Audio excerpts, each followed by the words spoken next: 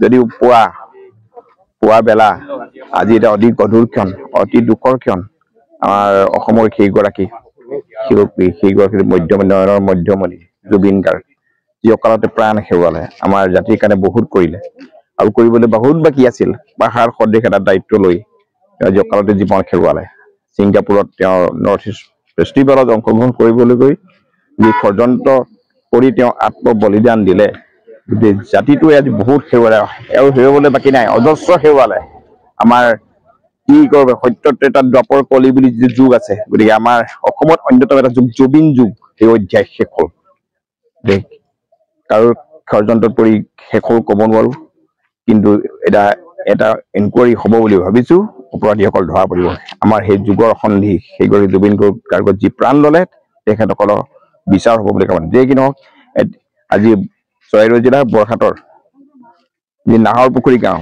নাহৰ পুখুৰীত আজি অন্তিম শ্ৰদ্ধাঞ্জলি অনুষ্ঠান যিহেতু জুবিন গাৰ্গৰ আজি গুৱাহাটীত তেখেতৰ সোণাপুৰত যি অন্তিম শয়ন হ'ব অন্ত্যেষ্টিক্ৰিয়া এতিয়া আৰম্ভ প্ৰায় হৈছে তাৰ লগতে সংগতি ৰাখি অসমৰ বিভিন্ন ঠাইৰ লগতে আজি বৰহাট নাহৰ পুখুৰী গাঁৱতো ৰাইজে মিলি এতিয়া অন্তিম শ্ৰদ্ধাঞ্জলি অনুষ্ঠান অনুষ্ঠিত কৰিছে মই আহিছো ইয়াত জুবিন গাৰ্গৰ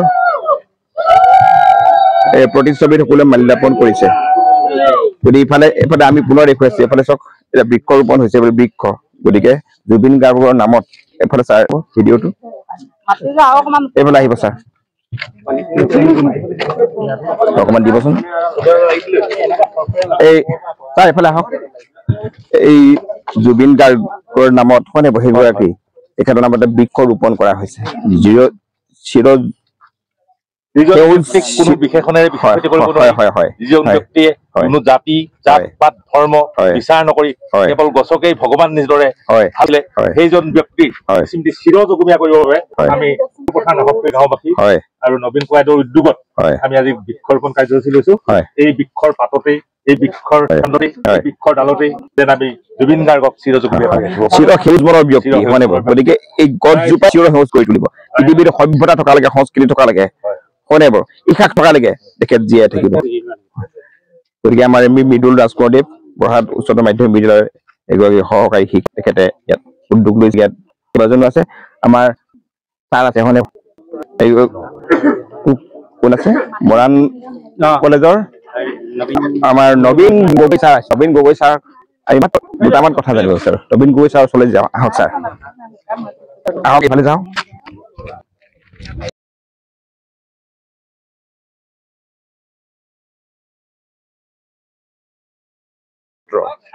নবী শৰ্মান কলেজৰ ৰাজবিজ্ঞান বিভাগৰ প্ৰবক্তা অধ্যাপক গতিকে আমি যিটো এতিয়া সন্ধিখনত উপস্থিত যুৱ সন্ধি সেইগৰাকী সংস্কৃতি পূজাৰী আমাৰ আগবঢ়াই লৈ যাওক প্ৰতিনিধিত্ব অভিভাৱকতা জুবিন গাৰ্গ কাৰোবাৰ ষড়যন্ত্ৰত বলি হৈ আজি আত্ম বলিদান দিলে গতিকে মই আপোনালোকক সুধিব বিচাৰিছো গতিকে এনেকৈ সত্য এটা দ্বাপৰ কলি বুলি কোৱা হয় যুগ শুনে বাৰু আমাৰ হিন্দু শাস্ত্ৰ মতে আমাৰ অসমৰ এটা যুগ জুবিন যুগ যুগটোৰ অধ্যায় মানে শেষ হ'ল গতিকে জুবিন আমি জীয়াই কি কৰিব লাগিব ছাৰ আপোনাৰ ফালৰ পৰা শ্ৰদ্ধাৰ আমাৰ এই ইয়াৰ অতি মৰমৰ বলিষ্ঠ কণ্ঠী জুবিন গাৰ্গক হেৰুৱাই আমি অসমবাসীয়ে গভীৰ শৰ্মা হৈছোঁ আমাৰ পোৱা নাই জুবিন গাৰ্গ আমাৰ মাজে প্ৰায় তেখেতৰ মৃত্যুৱে আমাৰ এটা ডাঙৰ ক্ষতি কৰিছে বুলি মনত কৰিছোঁ আৰু তেখেতে যিখিনি আমাক অৱদান দি থৈ গ'ল সেই অসমৰ সংগীত জগতখন সদায় জিলিকাই ৰাখিব বুলি মোৰ দৃঢ় বিশ্বাস আছে আৰু এজন মহান শিল্পীক আমি কেতিয়াও হেৰাই যাব নিদিওঁ আমাৰ অন্তৰ আমাৰ হৃদয় আমাৰ মনত আমাৰ প্ৰাণত আছে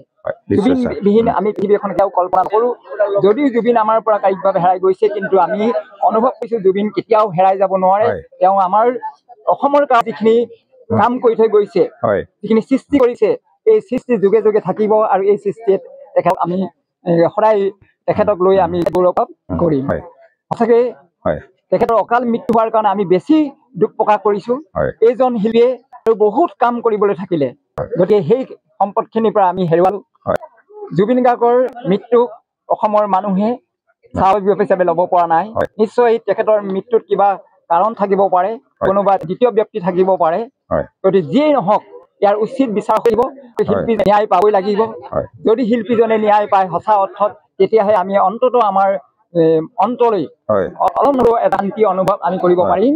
গতিকে জুবিনৰ আদৰ্শৰে আমি সদায় আগুৱাই যাব লাগিব। বিশেষকৈ অহা যুৱ চামেই এইজন মহান গীতৰ মাজত মানুহৰ অন্তৰ কথা হৃদয়ৰ কথা কৈছিলে, মানুহৰ প্ৰেমৰ কথা কৈছিলে, প্ৰকৃতিৰ কথা কৈছিলে, গছ গছনিৰ কথা কৈছিলে। গতিকে আজি প্ৰত্যেকজনে আজি হৃদয়ংগম কৰিব পাৰিব লাগিব আৰু এই হৃদয়ংগমৰ যোগেদি জুবিন সদায় আমাৰ অন্তৰত জিলিকি থাকিব। আপুনি ঠিক কৈছে। আমি যিকোনো মহাশূন্যতা এই মহাশূন্যতা পূৰণ কেতিয়াও নহ'ব। জুবিনক অতিক্ৰম কৰি সমৰ্থ হ'ব নোৱাৰে, কিন্তু তেনেকুৱা ধাৰণা। গতিকে আমি কৈছো কেতিয়াবা ক'বলৈ মন যায় 10 লাখ বছৰতো হয়তো জুবিনৰ ভাৱটো পূৰণ নহ'ব। গতিকে এইটো সময়ত আমি জুবিনক জীয়াই ৰাখিবই লাগিব। গতিকে জুবিনক জীয়াই ৰাখিবলৈ হ'লে আমি আজি জুবিনক জানো, যিসকল উঠি অহা প্ৰজন্ম বা এতিয়াও সৰু সৰু হৈছে সেইসকলক জুবিনৰ আমি পাঠ দিব লাগিব, জুবিনৰ বিষয়ে ক'ব লাগিব। জুবিন কোন, জুবিন কৰিছিলে, আমাৰ সভ্যতাক আগবঢ়াই নিব কি পদক্ষেপ লৈছিলে, যি পঢ়াৰ সঠিক দায়িত্ব লৈছিলে, তেওঁ কিমান নিৰ্বাহ কৰিলে, কেনেকৈ প্ৰচেষ্টা কৰিছিলে, তাৰ আদৰ্শ উঠি অহা প্ৰজন্মক আমি ল'বলৈ ক'ব লাগিব। গতিকে আজিৰ সন্দৰ্ভত আপুনি কি ক'ব বিচাৰে? আজি জুবিনৰ যি আমি মৃত্যু বুলি নকওঁ, অপমৃত্যু বুলি কৈছো। আৰু জুবিনৰ মৃত্যু আনহাতে অসমৰ মানুহক জগাই তুলিছে। এটা সন্ততি জন্মগ্ৰহণ কৰে, যেতিয়া কান্দে তেতিয়া আমি সকলোৱে হাঁহো যে কান্দিছে বুলি কওঁ, কিন্তু এজন মানুহ যেতিয়া সঁচা অৰ্থত যেতিয়া মৃত্যু হয় সেইদিনা তেতিয়া হাঁহো আমি কান্দো। আজি জুবিন গাৰ্গে আকাশৰ পৰা স্বৰ্গৰ পৰা হাঁহি আছে, কাৰণ অসমৰ মানুহে বুজি পাইছে জুবিন গাৰ্গ কোন, মই কোন আছিলো, হয় নে? গতিকে এই যে আজি অসমৰ চকু পানীয়ে তাত নেদেখা হৈছে। গতিকে এইজন মহান শিল্পী তেখেতে যি অমৃত কৰি গৈছে, মই অলপ আগতে কৈছিলো যে সংগীতৰ কলাগুৰু বিষ্ণু ভাই এটা ধাৰা সৃষ্টি কৰি গৈছে। আমাৰ সকলোৱে শ্ৰদ্ধা সুধাকণ্ঠ ভাৰতৰত্ন ডক্টৰ ভূপেন হাজৰিকাই এটা ধাৰা সৃষ্টি কৰি গৈছে। কিন্তু এই ভূপেন এই মহিলাজনৰ পিছতে আমি অসমবাসী কিন্তু জুবিনক কিন্তু ঠাই দিছো। জুবিনেও সংগীত জগতখনলৈ এটা ধাৰা সৃষ্টি কৰি গৈছে। গতিকে এই ধাৰাই কেতিয়াও শেষ হৈ নাযায়। এই ধাৰাই কি অসমৰ মানুহক সদায় জুবিনৰ সৃষ্টি আজি সদায় কি বুলি কয় সজীৱ কৰি ৰাখিব, সকলোকে উদ্বুদ্ধ কৰি ৰাখিব। আজি সঁচাকৈ আমি বহুত প্ৰেৰণা পাইছো, সাহস পাইছো, আমাৰ শক্তি বাঢ়িছে, মনোবল বাঢ়িছে। আজি ইমান প্ৰখৰ ৰ'দতো আমি তেখেতৰ স্মৃতিত আজি আমি বৃক্ষৰোপণ লৈছো। ইয়াত সৰু কনিষ্ঠজনৰ পৰা জ্যেষ্ঠজন আছে। গতিকে সকলোৱে উপলব্ধি কৰিছে যে জুবিন গাৰ্গ একচুৱেলি কোন আছিলে। গতিকে মই ভাবো যে আমি নিগেটিভ বা নেতিবাচক দৃষ্টিৰে আমি জুবিন গাৰ্গক আমি জীয়াই নাৰাখো। আমি হৃদয়ৰ ইতিবাচক দৃষ্টিভংগী আমি সদায় উজ্বলাই ৰাখিম। সদায় তেখেত আমাৰ মাজত হৈ থাকিব। ধন্যবাদ ছাৰ। গতিকে বৰহাট নাহৰী গাঁৱৰ যিটো তিনিআলি প্ৰাংগণ, ইয়াত বিভিন্ন পুৰুষ মহিলা নিৰ্বিশেষে আবাল বৃদ্ধ বনিতা সকলো আহিছে। জুবিন এতিয়া কেৱল কোনোবাই কৈছিলে আগতে উঠি অহা প্ৰজন্ম আবাল বৃদ্ধ বনিতা সকলোৰে, হয় নাই? চিৰপ্ৰবাহমান সোঁত, ব্ৰহ্মপুত্ৰ যেনে চিৰপ্ৰবাহমান সোঁত, গংগা চিৰপ্ৰবাহ, হয় নাই? কাবেৰী, কৃষ্ণা হওক, আমেজেন হওক, হুৱাং হওক, জুবিন এটা চিৰপ্ৰবাহ, হয় নাই?